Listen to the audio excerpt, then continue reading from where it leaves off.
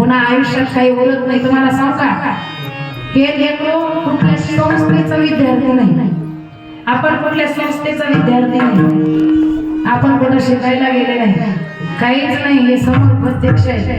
आपल्या आई वडिलांचे संस्कार आपल्या रक्तामध्ये उतरलेले हे लेकरू. महाराष्ट्रामध्ये कलाकार कीर्तनकार राष्ट्रीय पुरस्कार प्राप्त केलेलं पहिलं महिना कीर्तनकार आहे. कुठंच काही कमी राहत नाही. फक्त आई वडिलांचे सासू सासऱ्याचे आशीर्वाद जर आपल्या पाठीमागे असते, या ब्रह्मांडामध्ये